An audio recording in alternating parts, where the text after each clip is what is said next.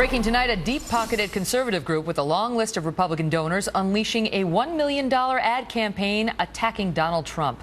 The organization, Club for Growth, taking aim at the Republican frontrunner in two new ads airing in Iowa, attacking Trump for his stance on taxes and accusing him of supporting liberal policies in the past. Watch.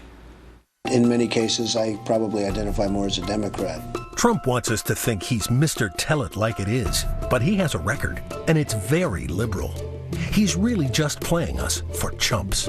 Trump, just another politician. Today, Trump fired back, calling the club's ads an act of revenge after Trump declined to donate money to the group. Joining us now, Club for Growth President David McIntosh. David, good to see you. Great to see you. So this is what Donald Trump came out and said.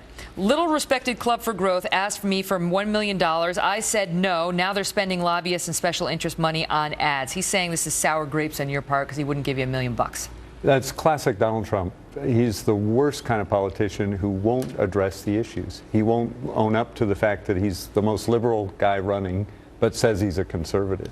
And that's what our ads say. This is the Club for Growth, people should know, is a conservative group that tries to get true conservatives elected to powerful positions. And they don't like so-called rhinos or moderates. No, that's right. You back people like Senator Mike Lee, even Senator Marco Rubio. And so you try to find people who you believe won't raise taxes and so on.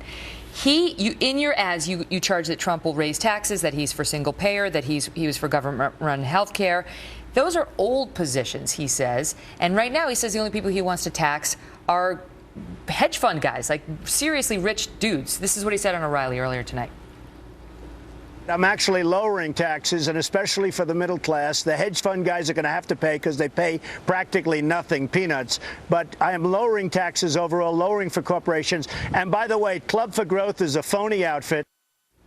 Well, Megan, we've done this for years. We've got a very good BS detector, and we can tell when a candidate says what we want to hear, says what voters want to hear, but we look at his record. And in this case, Donald Trump's record is he's for taxes. He's been for taxes for decades. He still is. He's going to tax everybody's Ford when they come over, put a huge tax on goods coming from China so that if you're buying a new Apple phone, you're going to pay 35% more.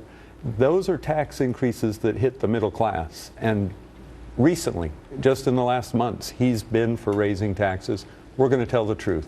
He says he's focused just on the rich. I mean, he says if you make $10 million or more a year, you can afford a tax increase, and the middle class cannot. Let me ask you this. Somebody from the Club for Growth said there's going to be more. It's not just this $1 million. Is it true?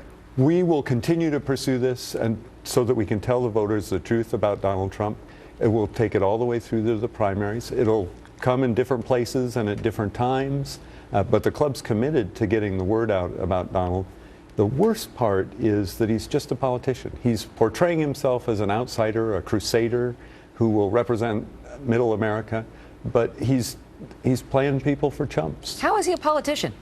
Well, the worst kind of politicians tell you whatever you want to hear, and then when they get in office, they don't keep their promises. Donald has told everybody I'm a conservative, even though just a few years ago he said, well, I'm really more comfortable as a Democrat. He points out that Ronald Reagan he evolved on many of these issues as well, and says he has as well. You know, Ronald Reagan said, I didn't change, the Democratic Party changed and left me.